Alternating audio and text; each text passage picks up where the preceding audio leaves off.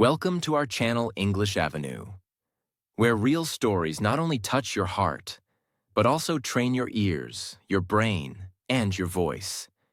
In simple, powerful English, today I'm going to take you on a journey. A journey of dreams, luxury, pain, betrayal, and success. But this is not fiction. This is a true story. The story of a man who started with nothing and created a name the whole world respects. Gucci. Yes, the brand you see on fashion runways. The brand worn by celebrities, kings, queens, and millionaires. But what if I told you that the man behind this billion-dollar brand once worked as a hotel porter? He opened doors. He carried luggage. He stood near staircases with a uniform. He was just a boy with a dream. And today, I'm going to tell you how that boy became a legend. Watch till the end, and you will not only learn English. You will learn about life, business, struggle, and courage. You will discover how a vision can survive even betrayal and family war. Every word in this story is spoken slowly, clearly, and simply, so you can listen, learn, and grow with every second. So now, let's begin. Part 1. The Hotel Boy. Let me take you back to the year 1881. A baby boy was born in Florence, Italy. His name was Guccio Gucci. His family was not rich. They lived a simple life. His father, Gabriello Gucci, was a leather craftsman. He made small items with his hands: belts, saddles, bags. He worked hard, but the family didn't earn much. Times were tough. Guccio was a quiet boy. He didn't have many toys. He didn't wear new clothes. But he had something many children didn't have: curiosity. He looked around and thought, why are some people rich? Why do some people dress so well? What makes them different? He didn't say these questions out loud, but he watched. He listened. He observed. At a young age, maybe around 17 or 18, Guccio decided to leave Italy. He was looking for work, a better future, and something exciting. He went to London, the capital of England. And there, his life started to change. He found a job at the Savoy Hotel, one of the most luxurious hotels in all of London. But he was not a guest. He was a porter. A porter is someone who helps guests carry bags, open doors, and sometimes clean or serve quietly.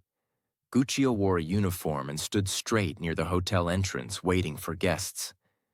Now listen carefully. This is the turning point. Most porters just do their job and go home. But Guccio, he watched. He observed every small detail of the rich people who walked into that hotel.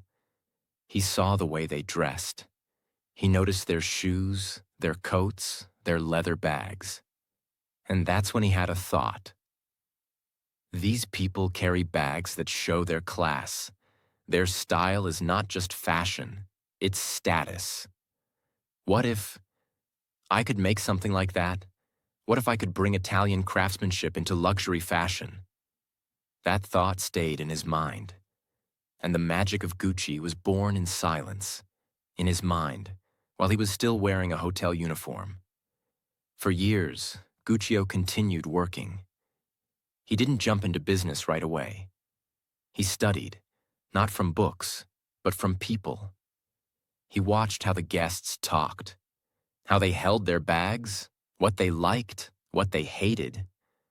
He understood rich people, how they think, how they shop, what makes them feel powerful. He was learning luxury just by watching it from the side. And during all this time, he never forgot his roots. He remembered his father's small leather workshop back in Florence. And one day, he decided to go back. Guccio returned to Florence in the early 1900s. By now, he was a man with a plan. He was around 39 years old when he finally opened a small leather goods shop in 1921. He called it Gucci. At first, it was not a fashion brand. He sold high-quality leather bags, inspired by the ones he had seen in the hotel. His goal was simple: bring luxury and style to Italy using local craftsmanship. But it wasn't easy. He didn't have a lot of money. He worked every day, long hours with his hands, designing, stitching, selling. But slowly, people noticed. His leather bags were beautiful, strong, and stylish. They had class. They had elegance. And soon, the name Gucci became famous in Florence. People didn't just say, "I need a bag." They said, "I want a Gucci." And that, my friend, is the beginning of a fashion empire. Part 2. The Rise of Gucci. But while the bags were elegant, while the craftsmanship was flawless, the road to success was not easy. Guccio wasn't just fighting against other brands. He was also fighting against his own family's expectations. You see, Guccio wasn't just creating a business. He was creating a legacy, and legacies come with challenges. One of those challenges was his own sons. By the late 1930s, Guccio had built his name and reputation. His bags were now sought after by royalty, movie stars, and business tycoons. Gucci's name was starting to shine, but the real power and transformation would come with the entry of his sons. Guccio had 3 sons. Aldo, the oldest, who was driven, confident, and often a bit forceful in his decisions. Vasco, the second son, who was quieter and less involved in business. Rodrigo, the youngest, who, at first, was not interested in the business at all. But Guccio was not just creating a business empire. He was creating a battle for control. As his brand grew, his sons wanted to have their say in how the company would be run. It was clear that the time would soon come when Guccio's sons would fight for power, each believing that their vision for Gucci was the right one. But before that, the brand had to grow. And it would grow because Aldo, the eldest son, was determined to take Gucci to new heights. In the 1950s, Aldo made a bold move. He decided to take Gucci from a small, Florence-based brand and turn it into a global empire. He set his sights on America, a country that was quickly becoming the center of the fashion world. Why America? Because America, with its growing wealth and glamorous lifestyle, was the perfect place for Gucci's leather bags, shoes, and accessories. Americans loved luxury. They loved status symbols. And Gucci was about to become one of the most powerful status symbols of all time. But Aldo faced an enormous challenge. He had to make Gucci more than just a high-quality product. He had to make it a cultural phenomenon. So he focused on advertising, marketing, and creating a story that would make people want Gucci products. Aldo's genius was in making Gucci a lifestyle. He didn't just sell products, he sold a dream. The idea that when you wore Gucci, you were not just wealthy, you were also part of a select group of elite individuals. Gucci became a symbol of sophistication, class, and world-class taste. One of the key moments that helped solidify Gucci's identity was the creation of its now famous green and red stripes. These stripes weren't just for decoration. They became the mark of luxury. If you saw the stripes, you knew it was Gucci. It was simple, it was bold, it was powerful. But how did the stripes become so iconic? It all started when Aldo Gucci decided that his products needed something special, something memorable. He drew inspiration from the idea of Italian equestrian style, the kind of horses and riding gear used by wealthy Italians in the past. He combined this heritage with modern fashion and design. It was genius. The green and red stripes became the signature design that would be recognized worldwide. People began to associate those colors with luxury, elegance, and exclusivity. As the 1960s rolled around, Gucci had officially become an international phenomenon. The brand was no longer just about handbags. It had expanded into shoes, belts, scarves, ties, and even clothing. Gucci was everywhere. And the more Aldo pushed Gucci forward, the more the brand became tied to royalty, film stars, and the rich. Jackie Kennedy, the wife of U.S. President John F. Kennedy, became one of the most famous people to wear Gucci. Her Jackie O bag became iconic. This wasn't just a bag, it was a symbol of power, style, and grace. Women everywhere wanted to look like Jackie Kennedy, and they wanted to wear what she wore. Gucci wasn't just a brand, it was a story. The brand's association with Hollywood grew stronger every year. Audrey Hepburn, Sophia Loren, and Grace Kelly were all spotted wearing Gucci. In fact, some of Gucci's designs were so beautiful, they were worn in movies as part of the costumes. The Hollywood connection only made Gucci more desirable. The more famous people wore it, the more it became a symbol of status. Gucci was no longer just a leather goods shop in Florence. It was a global powerhouse, with stores opening in London, New York, and Tokyo. The dream that Gucci had started with a small shop was now a massive global brand. But while Gucci was rising in the world, something else was happening behind closed doors. The family was falling apart. The story of Gucci became as much about betrayal, jealousy, and conflict as it was about success. Gucci, the founder, had passed away in 1953. His sons, Aldo, Vasco, and Rodrigo, each wanted to take the business in their own direction. This family divide would soon turn into a war for control of the Gucci empire. Aldo, the eldest son, had been running the company for years, but he was now facing stiff competition from his brothers, who believed they should have more control. This family war would not only change the future of Gucci, but also set the stage for some of the darkest moments in the company's history. Part 3. The Gucci Family Drama. Aldo was ambitious, bold, and full of ideas.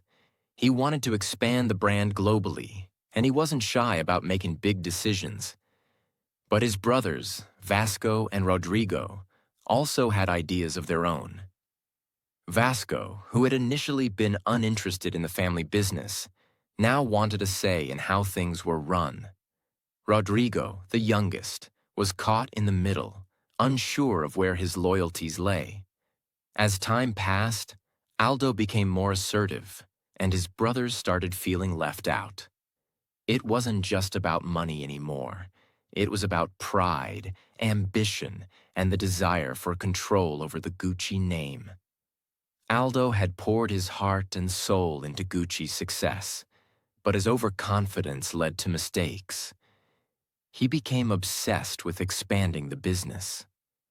While his drive made Gucci into a global brand, it also made him reckless. He took on massive debts in the name of growth, thinking that expansion was the key to Gucci's future. But all of this came at a price: family unity and trust. By the late 1970s, Gucci was struggling to maintain its position in the fashion world. The brand had become synonymous with luxury, but that also meant it was facing pressure from rivals, especially in the booming fashion world of the 1980s. Companies like Louis Vuitton, Prada, and Chanel were starting to challenge Gucci's supremacy. Aldo's leadership was questioned, not only by outsiders, but by his own family. The rivalry among the Gucci brothers was intensifying. Vasco, who had been content staying in the background, suddenly became more involved. His brother Aldo's decisions now seemed reckless to him. Vasco believed that Aldo's thirst for expansion had left Gucci vulnerable. At the same time, Rodrigo, who had largely stayed away from the company, began voicing his dissatisfaction with how things were being handled. The family's once tight-knit bond was now beginning to crack. But the real turning point came when Aldo's son, Maurizio Gucci, entered the picture. Maurizio had spent much of his life away from the family business. He had studied in Switzerland and had even tried to build his own career before being drawn back into Gucci by his father. Maurizio was young, determined, and full of ambition. He wanted more. He wanted to take Gucci to the next level, but in his own way. The tension between him and his uncle Aldo began to rise. Maurizio had ideas that didn't align with Aldo's vision. Aldo's push for expansion and his focus on profit seemed too risky to Maurizio. He believed Gucci needed innovation to survive, not just expansion. Maurizio's arrival in the Gucci business was a pivotal moment. Maurizio was determined to make a name for himself, not just as a Gucci heir, but as the future leader of the company. But Maurizio wasn't just looking for change in design or marketing. He wanted to take control, and this meant he had to outsmart Aldo. And that's exactly what he did. Maurizio started playing a dangerous game. He befriended people who had conflict with Aldo, including powerful board members, and subtly began to build his own network within Gucci. Maurizio understood that the only way to take control of Gucci was to buy out his family. So he began using the family's wealth against them, with the help of outside investors. Maurizio's betrayal was swift and quiet. He made sure to keep his plans secret. One day, Aldo found out, but by then, it was too late. Maurizio had already secured enough support to oust Aldo from his position. The man who had taken Gucci from a small shop in Florence to a global powerhouse was now cast aside. Maurizio had become the new head of Gucci. Aldo didn't go down without a fight, of course. He was devastated by his son's actions. The betrayal stung even more because Maurizio was not just a son to him. He was a symbol of Gucci's future. But in the end, Aldo was forced to step aside. He lost control of Gucci to the very family he had built the empire for. But Maurizio's victory wasn't complete. While he had gained control, he didn't have full support from the Gucci family. Rodrigo and Vasco were still skeptical about Maurizio's leadership, and they believed he wasn't ready to handle the power he had just seized. Maurizio Gucci now had everything he wanted. He was in charge of one of the world's most famous luxury brands. But with great power came great responsibility and great pressure. The Gucci empire had grown into a multi-billion-dollar business, but it was also highly fragile. The world of luxury fashion was constantly changing, and Gucci had to evolve to stay at the top. Maurizio had a new vision for the brand. He wanted to modernize Gucci, appealing to a younger, more fashionable audience. But there was one problem. His bold ideas started clashing with the traditionalists in the family. Maurizio's ambition had alienated many, and now even the brand's loyal customers were unsure of the direction Gucci was taking. Maurizio Gucci's story was no longer just about business and fashion. It was about betrayal, love, and revenge. The same man who had taken control of one of the world's most prestigious fashion houses was now about to become part of a scandal that would shock the world. Maurizio's personal life was, in many ways, as dramatic as the business conflicts within the Gucci family. He had married Patrizia Reggiani, a beautiful and ambitious woman, in 1972.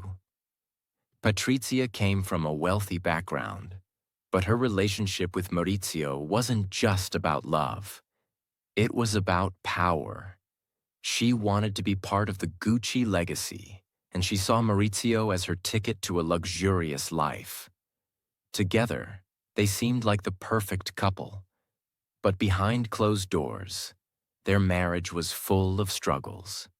In the early years, Maurizio and Patrizia's relationship was rocky. They were often seen at glamorous events, living a life of excess, but their marriage was far from perfect. Maurizio's growing commitment to Gucci's business took a toll on his personal life. He became distant and focused more on the company's growth, leaving Patrizia feeling neglected. Patrizia, who had always craved attention and power, became frustrated with Maurizio's lack of interest in her and her desires. She wanted more than just a life of luxury. She wanted control, influence, and a greater stake in Gucci's future. As time went on, Patrizia's dissatisfaction with her marriage grew. She wasn't content just being the wife of the Gucci heir. She wanted to be in control of the brand itself. But Maurizio was becoming more and more focused on expanding Gucci's global reach. He had already made significant moves to modernize the company, but his marriage was starting to fall apart. By the early 1980s, Maurizio had completely distanced himself from Patrizia. Their divorce became inevitable. What followed was one of the most public and bitter divorces in history. Patrizia felt humiliated and betrayed, and she wasn't going to let Maurizio get away without paying the price. The separation left her emotionally shattered, but also with a deep sense of anger and resentment toward her ex-husband. Maurizio, on the other hand, seemed cold and uninterested in fixing their broken relationship. He was ready to move on, focusing even more on Gucci's future, while Patrizia was devastated by the turn of events. The tension between Maurizio and Patrizia grew to a boiling point. Patrizia's resentment was growing every day, and she could not shake off the sense of betrayal. She was no longer just angry at Maurizio for abandoning her. She was furious at how he had ruined everything she had built around the Gucci name. As the years passed, Patrizia began to develop an obsession with Maurizio's life, watching his every move from a distance and growing increasingly bitter. It was at this point that Patrizia began to plot. Patrizia didn't just want revenge in the form of a bitter divorce settlement. She wanted something far more shocking. She wanted Maurizio dead. To her, this wasn't just about getting back at him for the divorce. It was about reclaiming the control she had lost when Maurizio had left her for another woman and for the business. Maurizio's life was starting to unravel in the most dramatic way possible. Patrizia began seeking out hitmen to carry out her plan. She reached out to a former lover who had connections to criminal elements and began putting the pieces together for a murder plot. She didn't want just anyone to kill Maurizio. She wanted someone who could do it in a way that seemed like an accident or a random crime. She carefully chose the date and location, planning to carry out the murder in the most shocking way possible. On March 27, 1995, Maurizio Gucci was walking into his office at Gucci's Milan headquarters. It was a typical day, and Maurizio had no idea what was about to happen. As he approached the entrance of his office building, a gunshot rang out, striking him in the back. Maurizio fell to the ground, unable to defend himself. His death was swift. He was shot 3 times, each shot hitting him in critical areas. The assassin, a man named Antonio de Santos had been hired by Patrizia. He was paid to kill Maurizio as part of the elaborate scheme that Patrizia had masterminded. She wanted him dead, not just for personal revenge, but to make a statement. To remind Maurizio that he could not walk away from their past without consequences. As Maurizio lay dying on the cold marble floor, he must have thought about the family business he had fought so hard to build. He had made a name for himself in the fashion world, but now his life had come to a tragic and violent end. Patrizia, who had orchestrated the murder, was now free from Maurizio's shadow. But her actions would soon lead to a far more dramatic downfall. The murder of Maurizio Gucci was a sensational crime that immediately captured the attention of the media. The fashion world, which had been watching Gucci's dramatic changes, was now in shock. How could such a powerful and successful man die in such a violent and brutal manner? The investigation into Maurizio's murder was swift, and it didn't take long for the police to uncover the shocking truth. Patrizia Reggiani, Maurizio's ex-wife, was arrested and charged with conspiracy to murder. The evidence was overwhelming, and it became clear that she had been the mastermind behind the plot. Patrizia had planned the murder carefully, using her wealth and influence to arrange everything, from the hitmen to the logistics. She had been driven by jealousy, revenge, and a twisted sense of power. Patrizia's arrest stunned the world. She had been the woman behind the glamorous Gucci image, but now she was the face of a tragedy. The once promising future of Gucci was now overshadowed by the dark legacy of a family torn apart by betrayal, murder, and revenge. After Maurizio's death, the Gucci brand had to deal with a storm of controversy. The family squabbles, the divorce, and the murder that had unfolded so publicly had left a scar on Gucci's reputation. Many believed that the company would crumble under the weight of this scandal, but in reality, Gucci's spirit was too strong to be destroyed by the tragic events of the past. At the time of Maurizio's death, the Gucci brand was a bit stagnant. There were many challenges facing the company: internal conflict, lack of direction, and an increasingly competitive luxury market. Gucci's traditional image was beginning to feel outdated, and the luxury industry was changing. So, the Gucci family was at a crossroads. Would they continue on the same path, or would they take a bold risk and reinvent the brand entirely? It didn't take long for new leadership to step in, and the first step was bringing in Tom Ford, a young designer from the United States. Ford's entry into Gucci marked the beginning of a new era for the company, an era that would completely revitalize the brand. Ford was bold, innovative, and had a unique vision. He was determined to transform Gucci into a global fashion powerhouse, one that was as cutting-edge as it was luxurious. Ford's first collections for Gucci were game changers.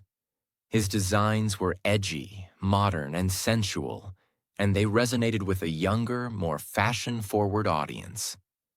Under his direction, Gucci became synonymous with high-end glamour and sophistication, and it wasn't long before the brand was once again on the cutting edge of fashion. Under Tom Ford's leadership, Gucci experienced a renaissance. Ford's first Gucci show in 1995, shortly after Maurizio's death, was a statement to the world. He showcased a bold new vision that mixed luxury with sex appeal, and it was an instant success. Revenues skyrocketed as Ford's designs caught the attention of the fashion world. His work had a massive impact on Gucci's image and identity, turning it into one of the most coveted fashion labels globally. In just a few years, Ford helped increase Gucci's profits by over 500%. His provocative campaigns, which often featured high-profile supermodels and celebrities, brought Gucci back to the forefront of fashion. The brand was now known for its bold designs, luxurious appeal, and powerful presence in the fashion industry. Ford's influence was not just about design, it was also about marketing. He transformed Gucci from a traditional brand into a global fashion phenomenon. His use of advertising and celebrity endorsements helped solidify Gucci as a status symbol for the rich and famous. The brand became synonymous with success, power, and wealth. Gucci's rise under Tom Ford wasn't just about design and innovation. It was also about a financial explosion. In the late 1990s, Gucci's revenues exploded from around $500 million to $2.5 billion. The brand had officially bounced back from the crisis it had suffered after Maurizio's death. One of the most impressive aspects of Gucci's resurgence was how it managed to capture the attention of a new generation of young, wealthy consumers. As the 2000s progressed, Gucci became more than just a luxury brand. It became a symbol of modern success. Celebrities, musicians, actors, and athletes all wore Gucci, and it became an essential part of the fashion elite's wardrobe. By the early 2000s, Gucci was one of the most valuable fashion brands in the world. It was also one of the most recognizable names in global luxury, commanding top prices for its handbags, shoes, and ready-to-wear collections. In 2019, Gucci's brand value was estimated to be around $18 billion, and its annual revenues had surpassed $10 billion. This was a huge turnaround, given that the brand had once been on the brink of collapse just a few years earlier. Tom Ford's reign at Gucci ended in 2004, but the brand's growth didn't stop there. Alessandro Michele, who became Gucci's creative director in 2015, brought his own unique vision to the brand. He embraced gender fluidity, bold patterns, and a mix of styles that appealed to a younger, more diverse audience. Under Michele's direction, Gucci once again reinvented itself, and it quickly became one of the most talked-about brands in the fashion world. His collections were filled with unexpected combinations of bold colors, floral patterns, and historical references, and they resonated with a generation that was seeking something different from the traditional luxury brands. Gucci's revenue under Michele has continued to grow, and in 2020, the brand's global sales were estimated to be around $9 billion, maintaining its status as one of the most powerful and influential fashion labels worldwide. In 2016, Patrizia was granted parole after serving just 18 years of her sentence. She was released from prison at the age of 67 and returned to the luxurious life she had once known. But it was a far cry from the power and fame she had enjoyed as Maurizio's wife. She was often seen in high-end fashion and continued to live in the lap of luxury, even though her past was permanently stained by the murder of the man she once loved. Today, Gucci stands as a global fashion powerhouse. The brand has continued to thrive in the competitive world of luxury fashion, constantly evolving and embracing new trends. It's now a part of the Kering Group, one of the largest luxury conglomerates in the world, which also owns brands like Saint Laurent, Bottega Veneta, and Balenciaga. Gucci's success is not just measured by its profits or prestige. It's also about the legacy it continues to build. The brand has become a symbol of empowerment, innovation, and timeless style. It has evolved from a family business to a global icon, with its sustainability initiatives and commitment to creativity paving the way for future generations in fashion. Gucci's journey from a family-run business to a global fashion icon is one of the most incredible stories in the history of fashion. Despite the tragedy that struck the Gucci family, the brand's ability to reinvent itself and adapt to new times is what has made it an enduring symbol of luxury, creativity, and success. Maurizio Gucci's death, Patrizia Reggiani's obsession, and the murder that shocked the world are all part of the larger story of Gucci. A story of triumph and tragedy, betrayal and success, and a brand that refuses to die. It serves as a powerful reminder that even in the face of great loss, something new and extraordinary can emerge. The legacy of Gucci will continue to inspire fashion lovers, entrepreneurs, and dreamers all over the world for years to come. And while the family's story may have been full of scandal, betrayal, and tragedy, it ultimately showcases the resilience of the Gucci name and the power of reinvention. And that's the end of the unbelievable story of Gucci, a brand born from hard work, nearly destroyed by greed and betrayal, and finally brought back to life through vision, courage, and change. What can we learn from this? 1. Success can be taken away if we forget our values. 2. Family or business, trust is powerful, but so is betrayal. 3. Even after the darkest moments, it's never too late to rebuild. 4. Leadership matters. Right people can turn failure into success. 5. Change is not the end. It can be the beginning of something greater.